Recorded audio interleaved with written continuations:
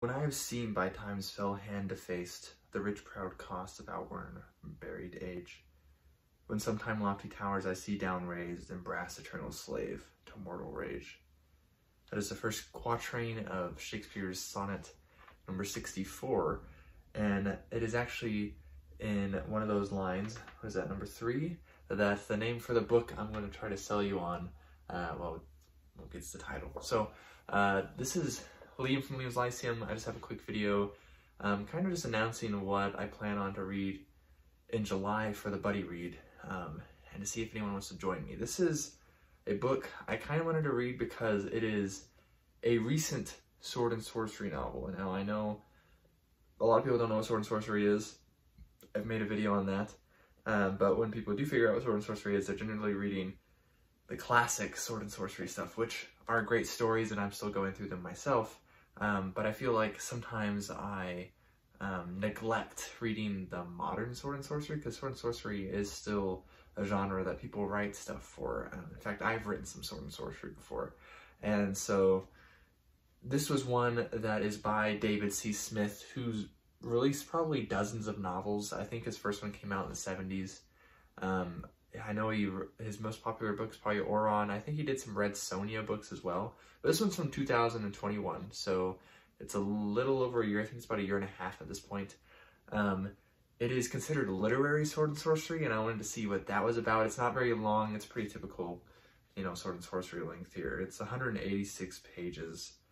There's like an interview at the end and some other stuff, but it is from Pope Hero Press, who has some cool stuff.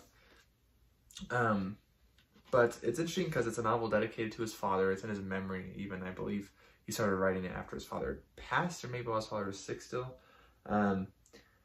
I'm not quite sure on that. But it also has some quotes in here from Euripides, Shakespeare, and Yeats as well at the beginning. So that's stuff I like. I just think it sounds like it'd be something good, and so I'm going to read the blurb real quick for you. It says, 20 years ago, Hanlon and Thorim fought side by side as mercenaries in the border wars, hired by rich landowners in the settled business interests to push the western frontier farther into lands held by the Westlings, the Karangi, the people, who have lived there for untold generations. Now the business interests intend to encroach still further on the territory held by the people, hired by the wealthy Lady Syl of Tidon to assist in this enterprise. Thorim cannot convince Hanlon to join him on another campaign. Following the earlier battles, Hanlon has gone to live with the Karangi, learned some of their ways, married a Karangia woman, and has no interest in making war against them again. But Hanlon's and Thorim's destinies will nevertheless become entangled once more, as both are drawn back to the frontier that saw their earlier glories and failures. And I read the first paragraph of this actually twice, and I don't know, I like it. It's got some really good dialogue. It seems like some very realistic dialogue.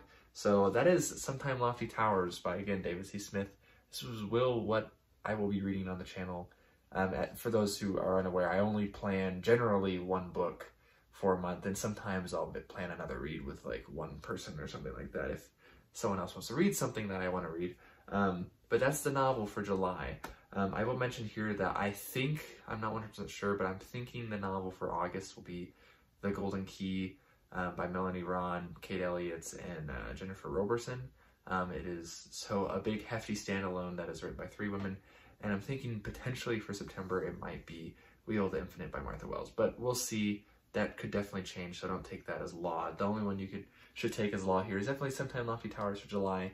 And if y'all are interested in joining me, then please do. I'd love for us to experience some more recent Sword and Sorcery together. So thanks. This is Liam Liam's Lyceum. You can join the Discord if you want to chat, I guess. I'll catch you next time.